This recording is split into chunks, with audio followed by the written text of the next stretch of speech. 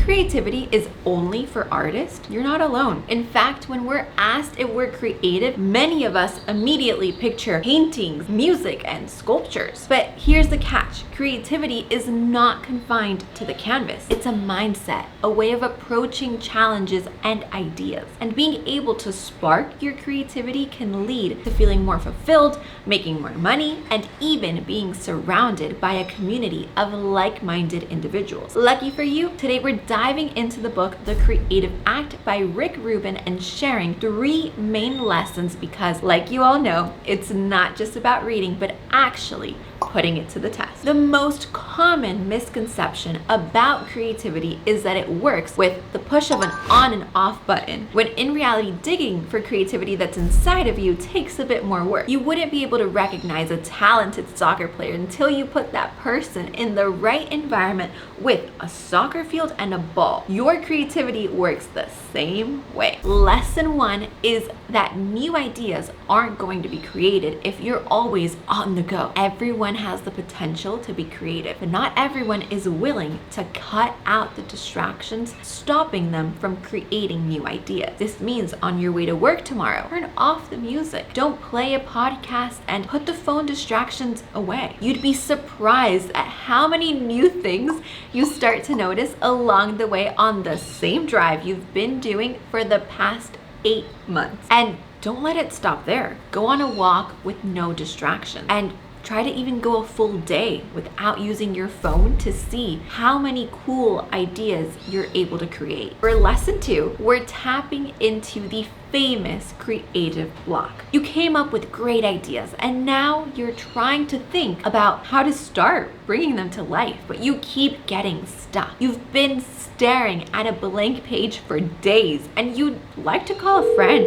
to come and give you a push. It would be so much easier if Sally or Rachel came to bounce off ideas before you start, right? No. Here's what you're doing wrong. You're putting so much pressure on coming up with the right idea, the best idea, and making what should be a fun experiment into something real. Who said it had to be real? This is just your time to be creative and come up with fun ideas. As kids, we're given permission and celebrated when we think outside the box. But as we mature, it seems to fade away and turn into the exact opposite. If I create something that's bad, what will people think? If I share my funny idea, will people laugh? If those things are crossing your mind, you're headed in the wrong direction. Being creative taps into an attitude of play. There's no right or wrong way, especially when you're sparking your creativity after years of having it dusted and put away in a corner. And that's why lesson 3 taps into not let your creativity remain stuck in that corner. You need to finish what you started. If you're working on a creative project and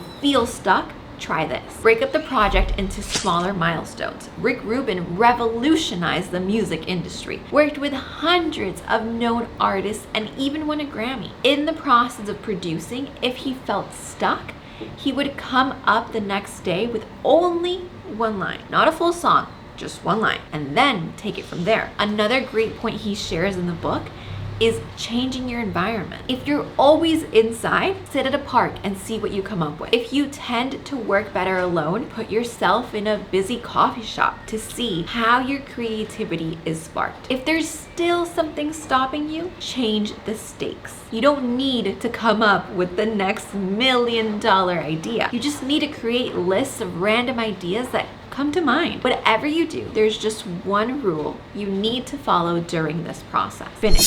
99% of the best ideas are left unfinished and will never come to life. Don't let yours be one of them. If you've already read the book, go ahead and drop your thoughts down below. And if this episode left you hungry to know more, the book link is down below in the description. Plus, this is the best type of book to leave in your living room to turn back whenever you need inspiration.